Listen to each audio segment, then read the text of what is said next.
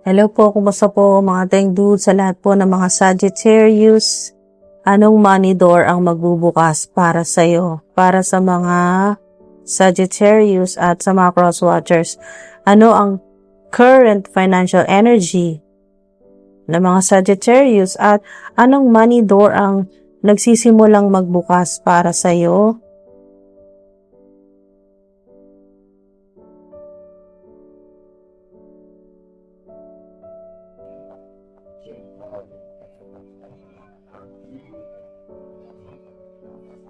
Ito po yung first 3 cards po ninyo. Do it with your partner or partners in Libra. Yan po. Communications in Gemini, under Gemini.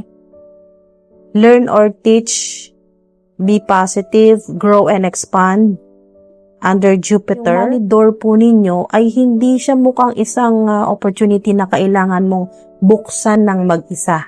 Okay?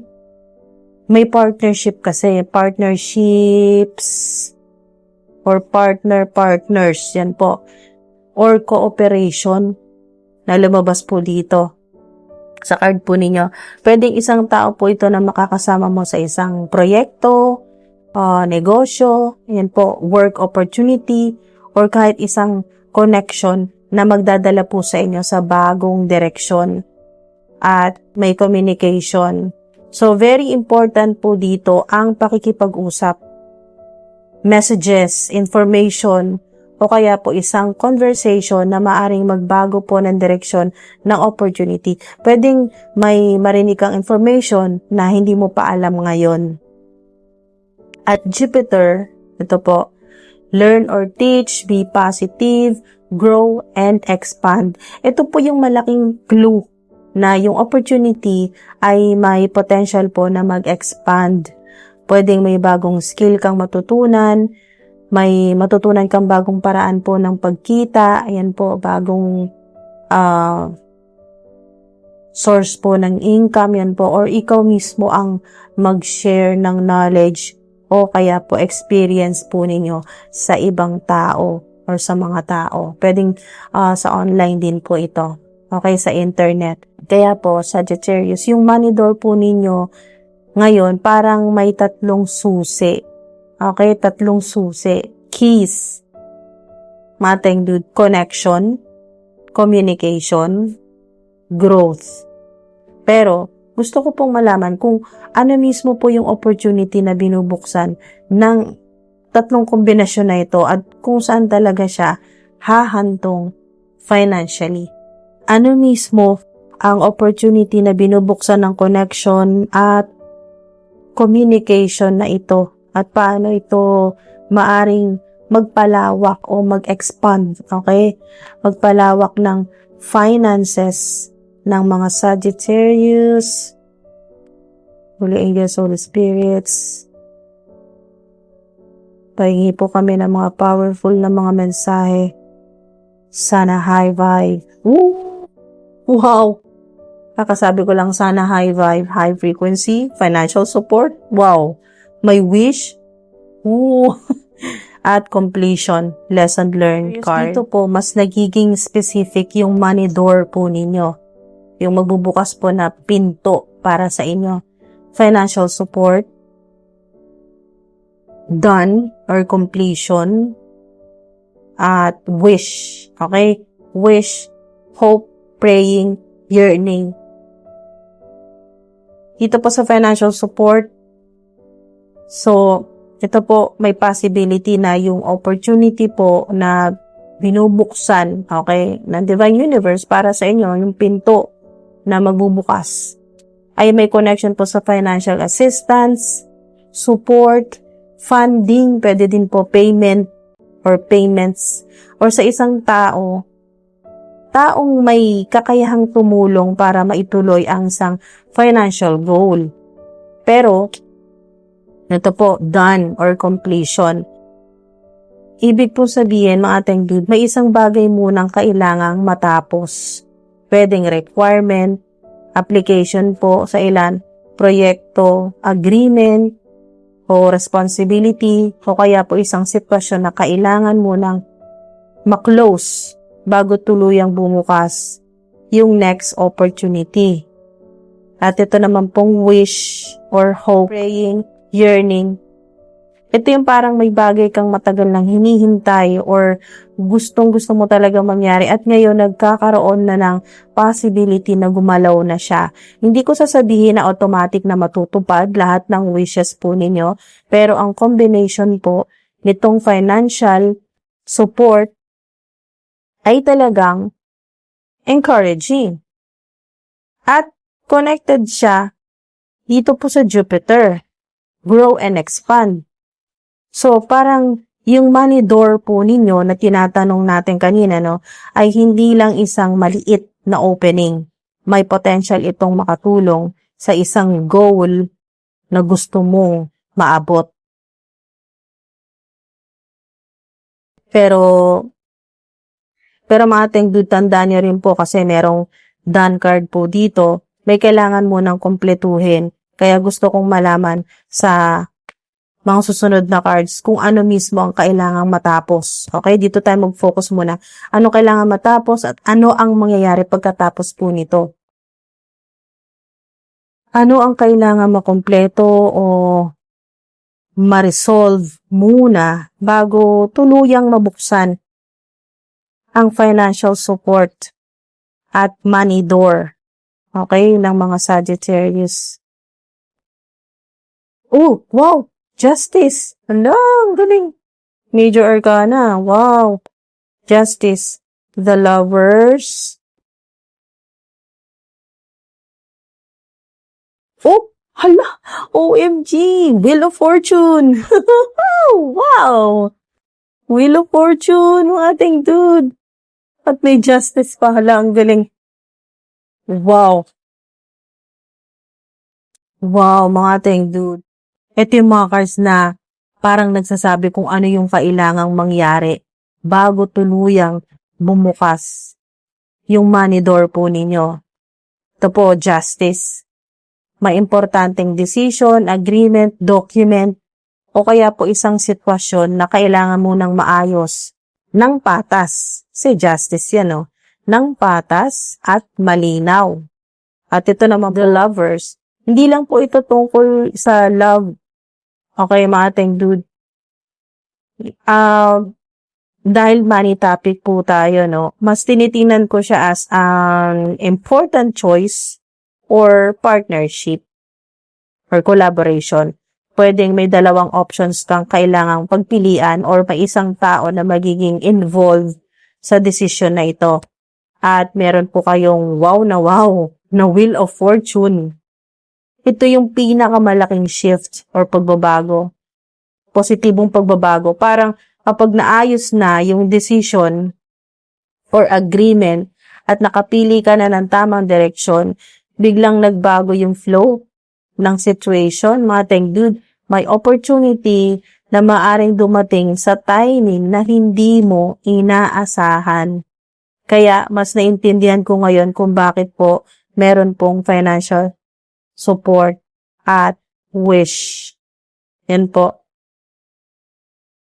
Parang hindi basta tulong na random ang hinihintay mo. May decision or agreement muna kailangang maayos at pagkatapos po nito pwedeng magkaroon ng malaking pagbabago sa financial situation po ninyo. Wow! At dahil po may Wheel of Fortune po kayo, gusto kong bantayan po natin kung ano mismo ang magiging resulta ng turning point na ito. Wow! Mga ating dude, baka dito na ninyo makita kung ano talaga ang nasa likod ng money door. Yan po, ng mga Sagittarius. Ano ang magiging actual result ng turning point na ito? At saan dadalhin ng money door ang finances ng mga Sagittarius? Give it time.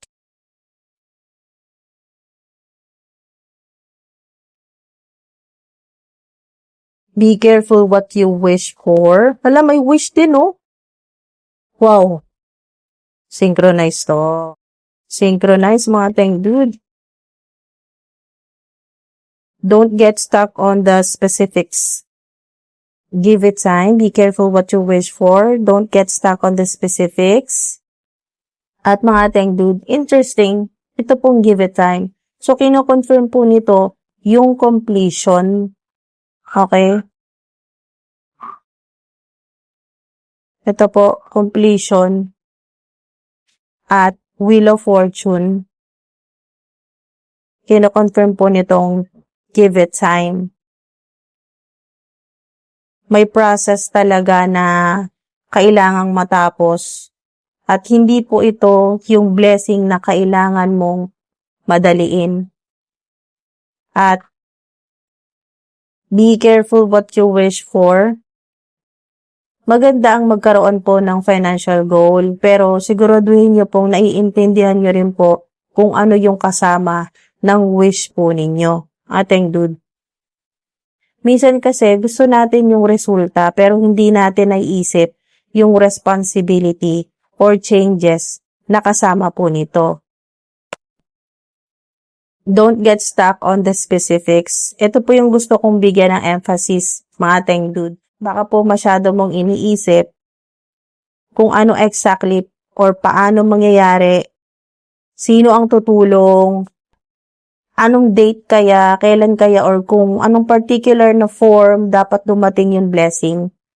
Pero baka iba pala ang paraan po ng Divine Universe, ng higher power, para dalhin po ito sa inyo. Ito pong opportunity.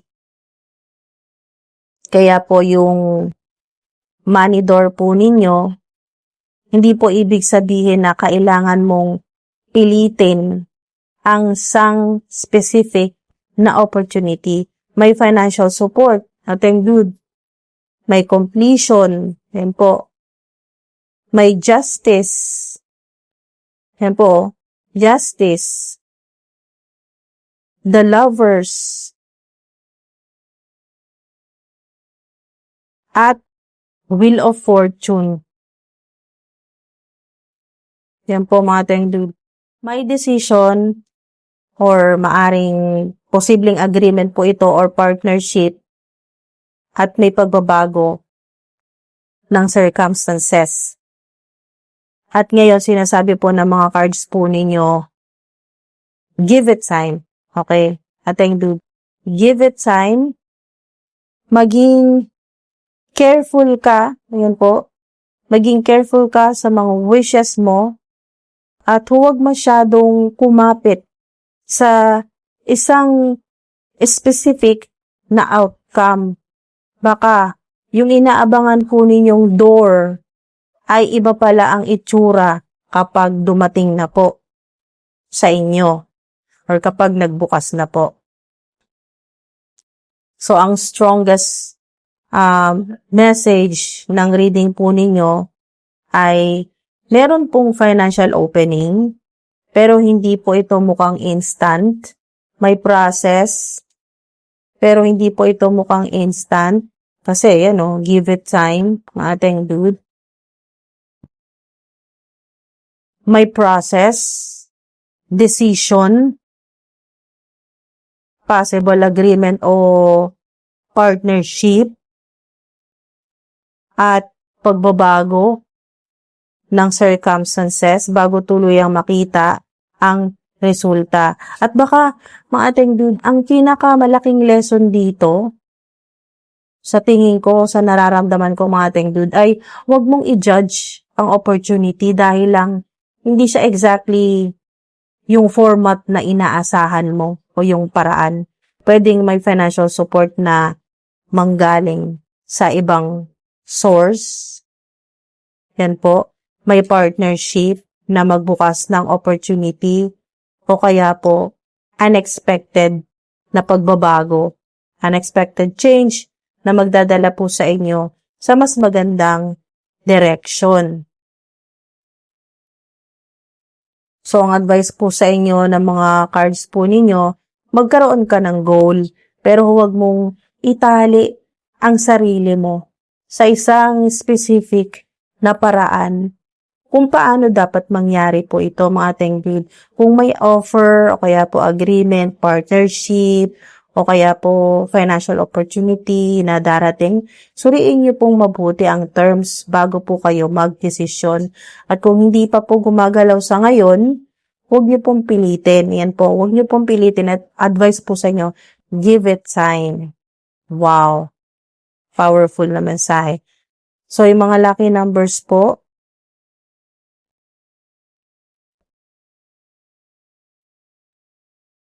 1, 3, 5, 6, 11, 9.